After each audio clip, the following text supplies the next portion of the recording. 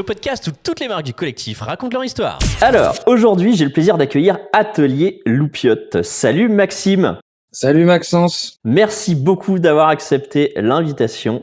Tu es le fondateur et le dirigeant d'Atelier Loupiote, une jeune marque avec une approche basée sur l'artisanat et le local. Ici, c'est Stories, le podcast de tout ce que tu ne vois pas quand tu es en magasin.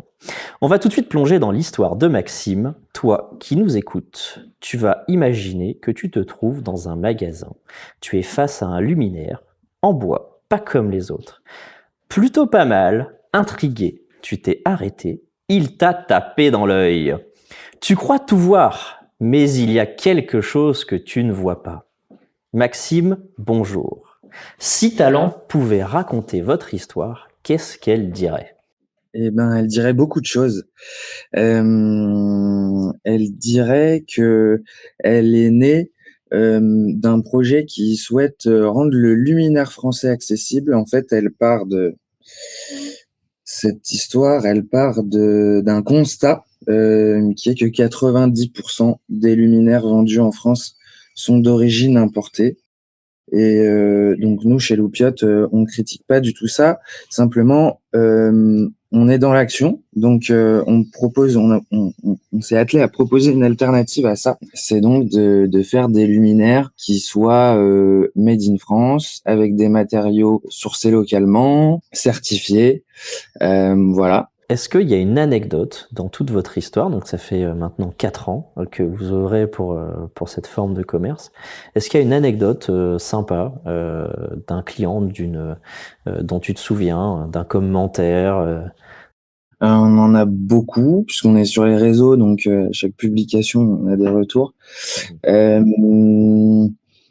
Le plus marquant, j'aime bien raconter cette anecdote.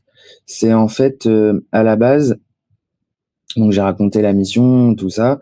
À la base, nous, on est des bébés du confinement, c'est-à-dire que je travaillais, j'avais ce projet dans un coin de la tête et le confinement a permis de le rendre plus concret. Et en fait, l'histoire, c'est que il me restait un petit peu de sous de côté, de 1 000 € pour acheter la machine et une machine découpe laser. Et les premiers matériaux pour faire les prototypes. Donc il se passe 2-3 mois, j'achète la machine, je la reçois, je fabrique les prototypes et tout ça. Et l'anecdote, c'est le jour du 2e confinement. J'avais plus de sous, il restait 150 € sur le compte de la boîte. Oh. Et je vendais aux boutiques au début. Et en fait, toutes les boutiques, j'avais une dizaine de boutiques que je venais de signer, c'était le tout début, m'ont annulé les commandes puisque les magasins fermaient en fait Ah là au là. confinement. Et le cadeau caché de ça, c'est qu'on s'est mis à faire à prendre le virage plus digital et à faire de la publicité en ligne.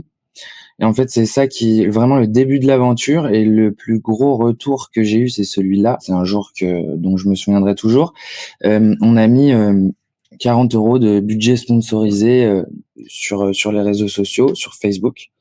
Et en fait, on a fait 400 € de vente. Et en fait, ça s'est jamais arrêté depuis ce jour-là. Et ça s'est passé d'un projet annexe confinement à une aventure avec une quinzaine de salariés et plein de belles choses, tu vois. Donc j'aime bien raconter cette anecdote parce que on était prédestinés à que ça s'arrête, et c'était un peu peut-être le dernier coup, la dernière balle qui me restait dans mon fusil, et ça a fonctionné. Et du coup, la notion de storytelling, elle était importante dans cette première annonce Facebook. Est-ce que tu te souviens, qu'est-ce que tu avais écrit ou quel visuel tu avais utilisé sur cette première pub, sur cette première campagne ? Ouais, je m'en souviens parce que c'est une publicité qu'on a poussée pendant 1 an. C'était notre modèle phare, l'Albatros, sur fond blanc. Alors que tout le monde déconseille en publicité sur les réseaux sociaux de mettre du fond blanc. C'est vrai. Et nous, ça a cartonné. Après, il faut dire qu'on était confinement, les magasins fermés, Ouais. Les gens prennent soin de leur intérieur, donc Est-ce que chez tes revendeurs que tu avais avant, comment ils faisaient pour montrer ces valeurs, cette histoire cachée Et c'est principalement humain, en fait. Quand on vend une boutique, elle achète aussi parce que elle croit aux valeurs et ça fait partie des valeurs du concept store de la boutique et elle sait qu'elle peut le vendre. Donc c'est avant tout déjà le responsable de la boutique et celui qui fait l'achat à qui on transmet ces valeurs-là, Hmm. euh, qui est sensible à la marque. Et après c'est des sujets un peu plus techniques de PLV, sur le lieu de vente, on va expliquer et du coup c'est ça que j'aime bien dans le projet Place des Patronnes, c'est qu'on met en avant beaucoup plus les valeurs par la PLV et on peut le transmettre au client final sans que ce soit juste affiché un luminaire, un prix. Qu'est-ce qui nous différencie du même luminaire à part le design qu'un luminaire importé de Chine? Il faut bien que le consommateur il ait cette information-là. On sent ce combat, cette volonté de faire avancer les choses sur cette consommation plus responsable. Je te propose de faire un petit jeu. Maxime, j'ai lu cette phrase sur ton site web. Chez Loupiot, on n'a pas l'ambition de changer le monde, mais on est convaincu qu'on peut faire autrement. Pourquoi tu as écrit ça? Ça fait référence un peu à ce que je disais avant.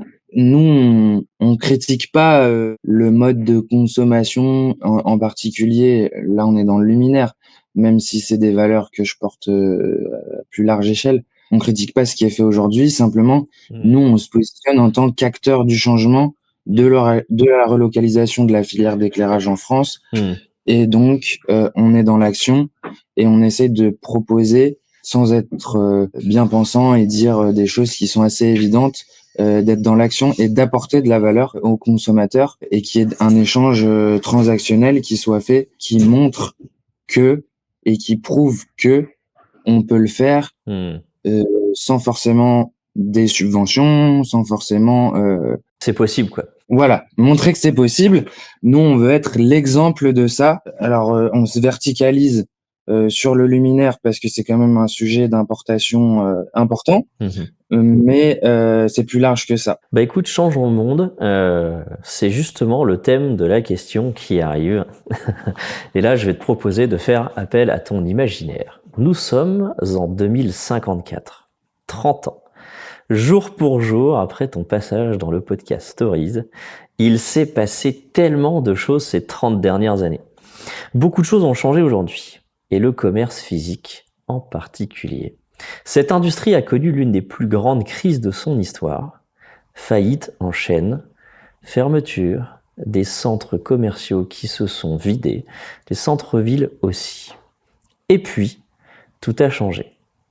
Des entreprises nées sur Internet avec de grandes ambitions et des envies de changer le monde se sont mises à recréer des magasins. Nouvelle approche, plus juste, plus responsable, plus efficace, plus expérientielle. Revenons à nous deux. Nous sommes toujours en 2054. D'après toi, qu'est-ce qui n'allait pas avant en 2024? Et on a le droit de parler de politique. En fait, qu'est-ce qui va pas? Il y a juste à se balader en centre-ville. Ma vision, c'est que le commerce physique ne s'est pas réinventé, qu'il y a pas mal de marques qui sont en difficulté là-dessus et que nous, les marques créées sur Internet, il y a aussi un problème, c'est que les 5 dernières années, il y a eu un courant de pensée qui disait il y a des marques qui se créent, qui vont vendre directement aux consommateurs, sans distributeur, sans magasin entre les deux, et du coup, les marges sont meilleures, et voilà. Mais en fait, on se rend compte que les coûts d'acquisition digitale, le coût de maintenir un site, de faire un site, d'avoir la main d'œuvre pour gérer ce site, les développeurs, tout ça, fait que on n'est pas forcément l'équation économique entre le physique et le digital, elle est devenue quasiment équivalente. Donc les boîtes créées en ligne sur des marges plus serrées, avec des produits certes plus sexy, mais du coup, démarche plus serrée. Et ben aujourd'hui, elles tirent la langue parce que elles ont pas assez de marge. Voilà. Donc aujourd'hui, quelle marque il reste? Et ben, il reste celles qui ont encore des marges sérieuses. Et en fait, le vrai défi aujourd'hui de nous, les marques un petit peu plus digitales, c'est de s'omnicanaliser, d'apporter aux consommateurs un mix d'expériences entre l'expérience online qu'on peut voir sur un site internet et l'expérience physique d'aller voir un luminaire. Maxime, on va pouvoir retrouver ta marque à Lille, Grand Place, en septembre, chez effectivement Place des Patronnes. Est-ce que tu peux juste nous dire, pour finir ce podcast, pourquoi tu as décidé d'implanter ta marque chez Place des Patronnes à Lille cette année? Comme je l'ai dit, on veut une expérience d'achat qui soit un mix physique, digital et du coup, bah, Place des Patronnes s'inscrit complètement là-dedans avec une démarche expérientielle physique qui promeut les valeurs de la marque, la mission de la marque et donc c'est les attentes contemporaines des consommateurs. L'opportunité pour nous d'être en contact un petit peu plus avec les consommateurs finaux par les magasins physiques.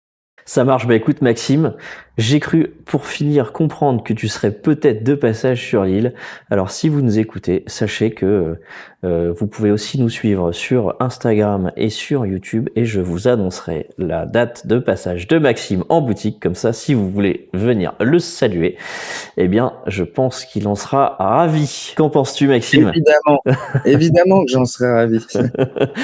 Eh bien, merci à toi et merci à toute ton équipe. Merci Maxence. Allez, salut, au revoir.